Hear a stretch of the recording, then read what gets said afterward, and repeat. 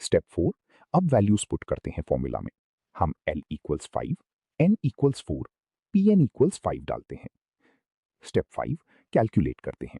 हम L equals 5 minus 1, 26 plus 5 equals 4, 26 plus 5, 104 plus 5 equals 109, और हम 109 को लेटर में कन्वर्ट करते हैं जो कि E है। स्टेप 6, फाइनल आंसर वेरीफाई करते हैं। हम देखते हैं कि E जो कि लेटर इन सीरीज है। E, इस एग्जांपल में हमने लेटर नंबर कन्वर्जन फॉर्मूला का यूज किया। हमने पोजीशन वैल्यू मैपिंग का यूज किया और हमने फॉर्मूला में वैल्यूज डाली। हमने कैलकुलेट किया और हमने फाइनल आंसर वेरीफाई किया। एक इंपॉर्टेंट टिप ये है कि आपको लेटर्स और नंबर्स को मिलाकर पैटर्न्स बनाना चाहिए। आपको पोजीशन वैल्यू मैपिंग का यूज करना चाहिए और आपको मिक्स्ड सीक्वेंसेस को सॉल्व करने के लिए फॉर्मूलाज का यूज करना चाहिए। इससे आप इजीली अल्फा न्यूमेरिक सीरीज के क्वेश्चंस को सॉल्व कर सकते हैं। एक और इंपॉर्टेंट टिप ये है कि आपको फॉर्मूलाज को याद रखना चाहिए। आपको letter number conversion formula, position value mapping formula और मिक्स्ड सीक्वेंस फॉर्मूला को याद रखना चाहिए। इससे आप इजीली अल्फा न्यूमेरिक सीरीज के क्वेश्चंस को सॉल्व कर सकते हैं। एक ट्रिक ये है कि आपको पैटर्न्स में लेटर्स और नंबर्स को मिलाकर एक सीक्वेंस बनाना चाहिए। आपको मिक्स्ड सीक्वेंसेस को सॉल्व करने के लिए फॉर्मूलाज का यूज करना चाहिए। इससे आप इजीली अल्फा न्यूमेरिक सीरीज के क्वेश्चंस को सॉल्व कर सकते हैं। एक और ट्रिक ये है कि आपको पोजीशन वैल्यू मैपिंग का यूज करना चाहिए। आपको लेटर्स को नंबर्स से मैप करना चाहिए और आपको मिक्स्ड सीक्वेंसेस को सॉल्व करने के लिए फॉर्मूलाज का यूज करना चाहिए। इससे आप इजीली अल्फा न्यूमेरिक सीरीज के क्वेश्चंस को सॉल्व कर सकते हैं। एक इंपॉर्टेंट टिप यह है कि आपको प्रैक्टिस करना चाहिए।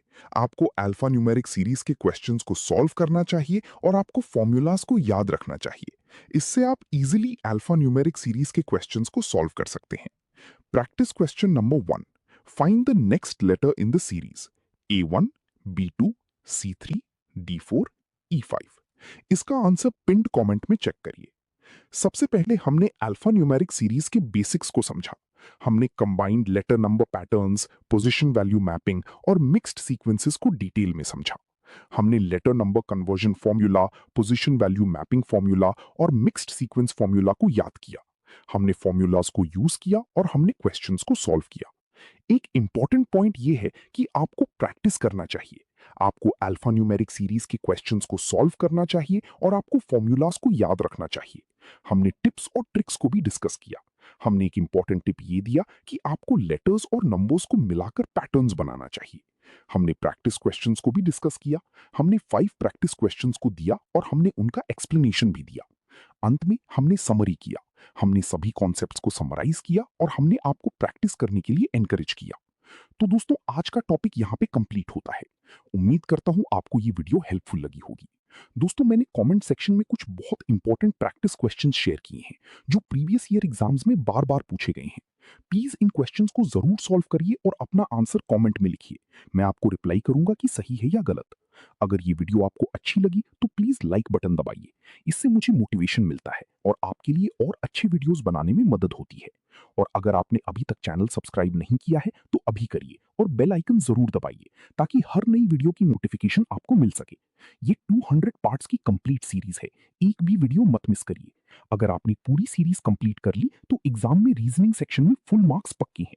अपने दोस्तों को भी शेयर करिए जिनको इससे फायदा हो सकता है। मिलते हैं नेक्स्ट वीडियो में पार्ट 10 के साथ। तब तक प्रैक्टिस करते रहिए। जय हिंद।